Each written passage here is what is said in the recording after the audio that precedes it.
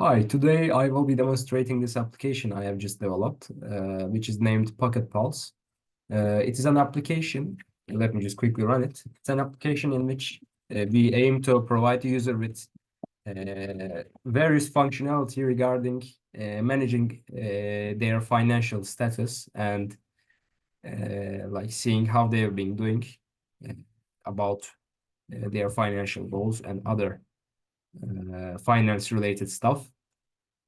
So let's begin. Before quickly going through the application, we can also link our bank accounts via using their API. Of course, right now I've just used the Mocha API. I will provide a link below for that API as well to generate random bank accounts. So these are not real data. Obviously, I just populated them.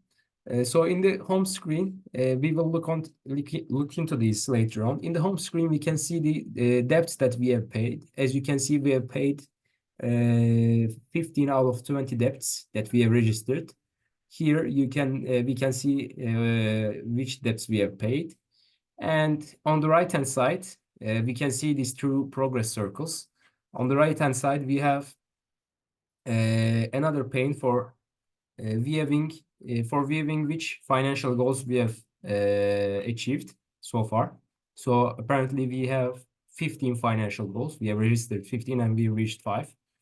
And on the top side right over here, there's a catchy sentence. This kind of changes each time when we log in.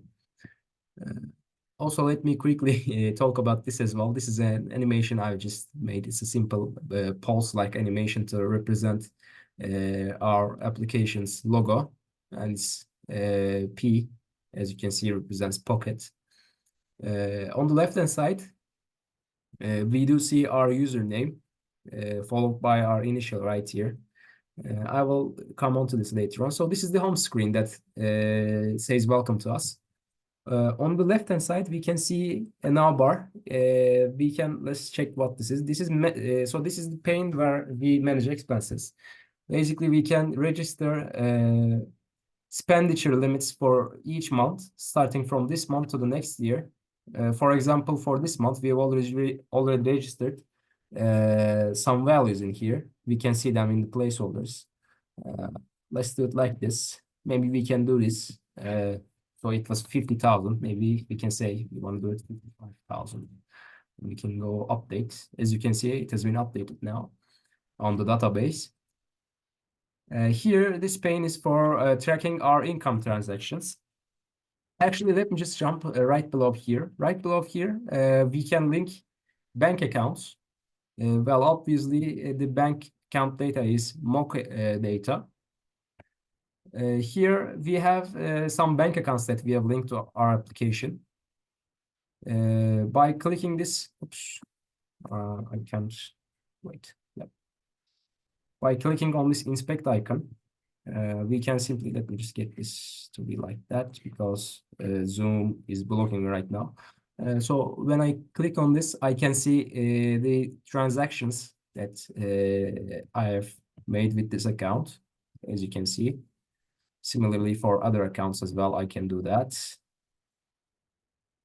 For all my other accounts, I can do that. And I can see for each and every account, I can see the total balance, account owner's last name, and I can see the account ID, as well as in transactions, I can see the relevant data about the amount of transaction, date, and whether it was sent or received. You can see right here, this one is a received transaction, this one's a sent transaction, etc.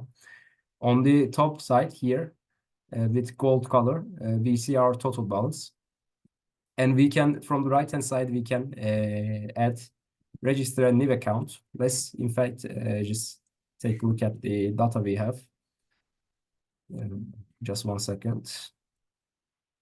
So if we go here, we have 2 database files actually right now. So we can select any data. Let's select this one if we haven't registered it. 283. Let's copy the password first. You need the password to register the bank account. So the ID is 283. Let's go right here, 283, and we can just place the password, and boom, I think we will have it now. 283. Yep, it's on the very bottom line. So we have registered the new bank account as well. So we can close the transactions panel for each account that we have just opened, like this as well. And yeah, we can go on. So this one actually groups each and every transaction that can be categorized as income transaction, and it enables us to sort them. So we can sort it with date from most recent to oldest, as you can see. And we can do the same vice versa. We can select the oldest one. And for the max and minimum amounts as well, we can do it. We can sort it by amount of the transaction. We can make it with minimum amount of transaction, for instance. So these are now in ascending order when, as we scroll down, the amount of the transaction amount ascends. Here in this pane, we see our financial goals, as well as some other stuff. I will get into this. So let's first start with financial goals. So here we can register financial goals. And also on the right-hand side, we see our we see our existing financial goals that we have registered previously. So we can say, so let's register a new financial goal. Maybe we can say, I want to spare some amounts of money for traveling Europe, let's say. We can add this financial goal. Now it's going to be visible. As you can see, it's visible on the very bottom. And if we come back to our home pane as well, when this gets rendered again, it's going to be visible.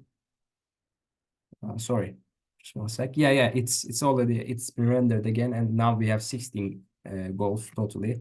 We can mark some of them down to track the progress circle. So let's check where we were at. Okay, so now let's mark some of these as achieved. We can go like this. Let's mark 4 of them. And as I get back to the home pane, I can see that this progress circle has grown as we achieved more goals. So this kind of motivates the user as well in some sense. And when we come here, okay, so similar to the previous pane where we have the income transactions, now we have the sent transactions. This time, this is only the transactions that we have sent using our bank accounts. Here we can filter the transactions with respect to their transaction categories. So for transactions regarding health category, we can just do it like this. Similarly, for others as well, we can do it like that. Can do more selections, as you can see. And we can weave all of them together as well. On the left-hand side, these rectangles, these progress rectangles, these are, by the way, custom subclasses that I have implemented from scratch, as well as this. So these are highly reusable. And also all of these panes, I mean panels that I can switch through, implement a base class, a common base class. So in that sense, when I was writing the code, you can see many classes here, but the classes in length are not extremely long. This is actually the database CPP file. So when I come to, let's say, one of the classes here, bank pane, let's say, I mean, it's relatively long, but it's not as long as, like 1,000 lines for each of them. So I kind of isolated each of them for ease of implementation and development. So on the left-hand side, we can see the progress we have made for this month. By progress, I mean how much we have spent for this month on each category. So as you may recall, we have set certain amounts of expenditure limits for each category on each month. For this month, April 2024, we can see our sent transaction sum represented in a graphical manner here. So this shows how much, for instance, for market and grocery category, we made expenditure around 15,000, but our expenditure limit, as you can see from here, it was 11,500,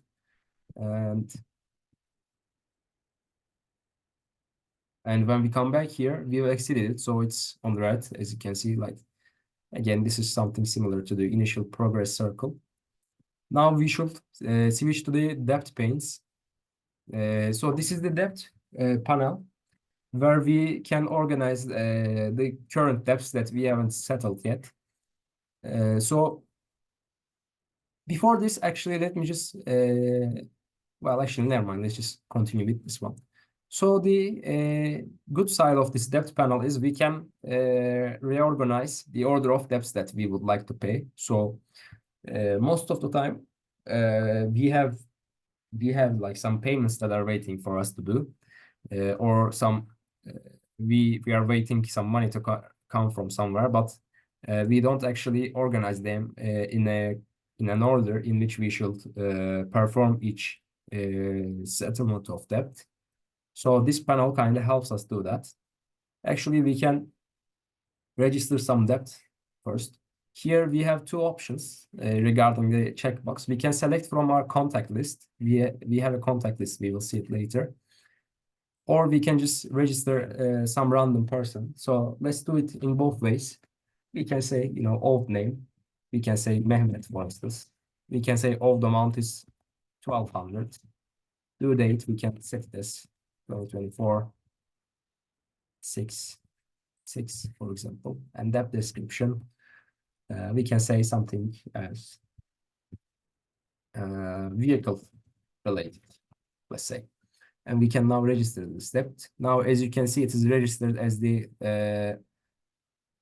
least priority debt. We can simply set the priority of each debt like this. And when we close the application and come back, we are going to see these debts appearing in the same order. We have just left them as they are. And the other option we have when we are registering a debt is we can select from contacts. So we have already registered contacts. We can, for instance, select this one, write some amount, and we can add the debt. And now let's say that I want to get this debt to a higher priority of, let's say, the second most prior debt. We can just do it like this. Oops. And just do it like that. Well, actually, when the panel is kind of small, it's becoming relatively difficult to do it. But now let's say I want this one to be third. We can do it like that. I want this one to come right over here. Sorry, here. So you get the idea basically. Now we can pay some of these debts and see what we have. You can see the ratio again here. I'm just opening back here. We can come like this. We can say mark is paid. Let's say we are going to also want to pay this one as well. Sorry. Yeah, let's pay this one as well. Now we can come back here. As you can see, we paid more debts, and also these are shown in a scrollable pane. Scroll pane, I mean. And we can come here. So this was the debt pane. This is a very useful functionality, I think, especially when we make it concrete in an application like this. We don't forget what debts we are going to pay or what income we are going to receive. So here we have view reports panel. Here we can view some graphical reports generated from our transactions and expenditures and other things. So this pie chart represents the monthly expenditure goal distribution, as you can see from the name. So this is basically a distribution of each expenditure we have done for this month, and we can also see the previous months as well. Sorry, the upcoming months. That was the other pane actually I was mentioning.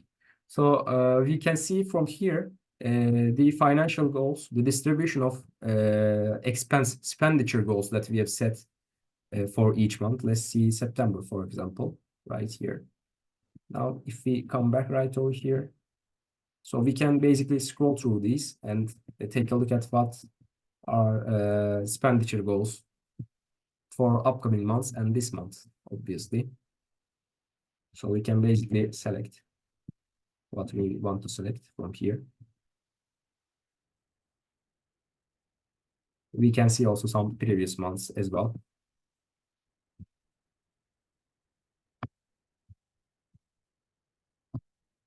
Because these were the months that we have entries in our database. That's why we are able to see these. Now, if we had other entries ranging from previous months, we will be able to see them as well. Now we can just switch to this one. Here we have some bar chart graphs. These represent for each month, as you can see on the right-hand side with bold font.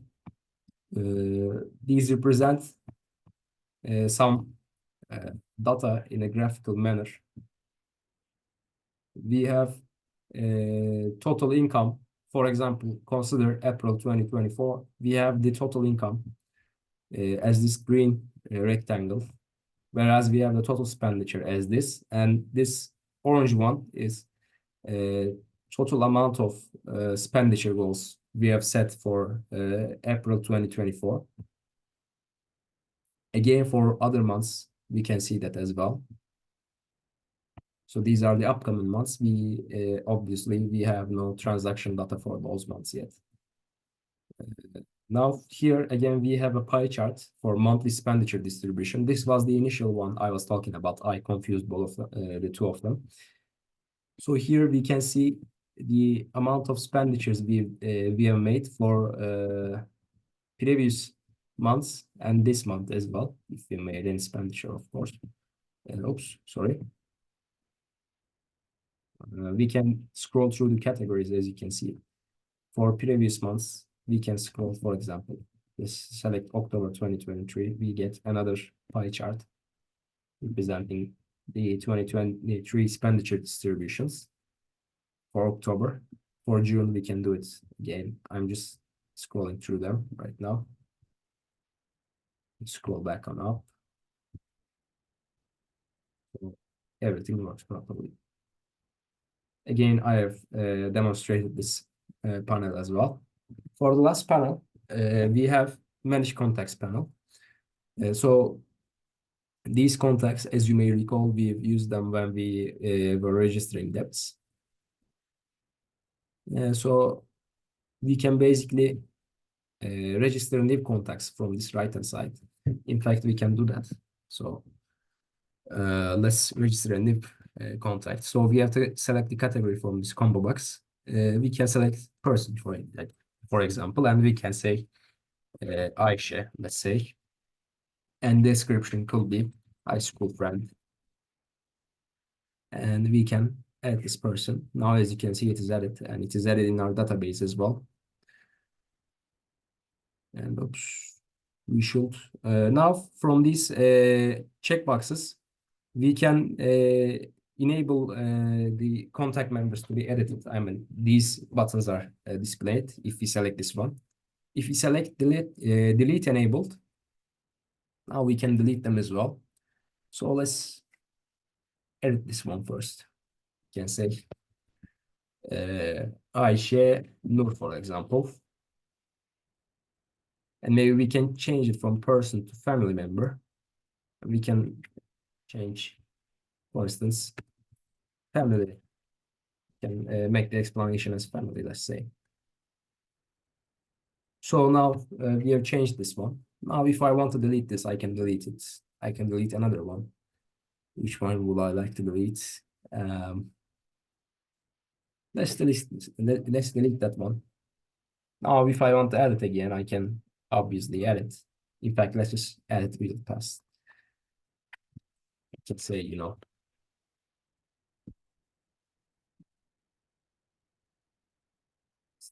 And let's say we can edit, as you can see. Oops. By the way, Zoom is kind of interfering with uh, my screen. Okay. So this was the overall functionality of the application.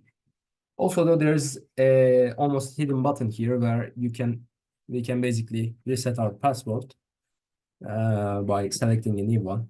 For instance, we can do it as, let's say, 1, 2. Actually, I forgot to set these ones as password to the text fields. Now we have basically changed it, I reckon. But it is on the other database file. Let's check the other database file, in fact. If you go like this, Rocket Pulse DB.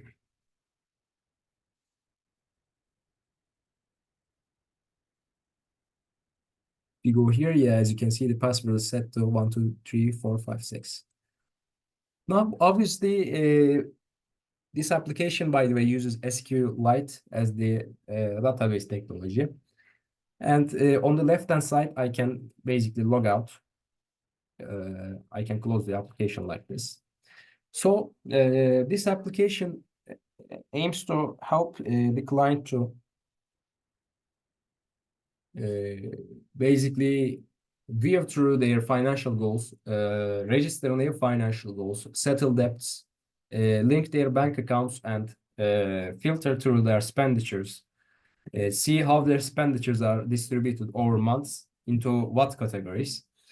And basically, this helps the user to achieve their financial goals easily. And since they have an application in the desktop, it's kind of relatively makes it, how can I say, concrete in some sense, in which the user will be able to regularly check their status from their personal computer.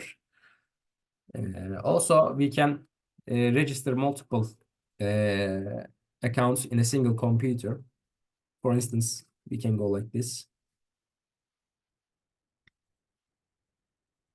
We can also we have a register screen here in which we register. Also, we can reset our password. We are prompted a save code when we create an account. This may look silly, but it is still, I think, crucial when we think that multiple users can use a single personal computer, even nowadays. So we can enter our save code. The save code is immutable. It is given as soon as we make a registration to the system. So let me take a look at it. So we want to reset our password, let's say. Want to make it this. Hop.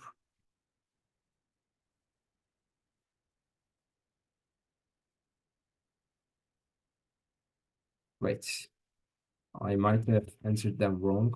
Yeah, I entered them wrong. Let me enter them right back again. Password, new, let's say. Password, new, verify. Okay, we had a condition. I really forgot it because it's been a while since I implemented this functionality.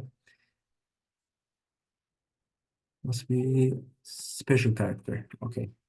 So I think a dot is a special character. If I add just at the very end, dot verify. Yeah. Now,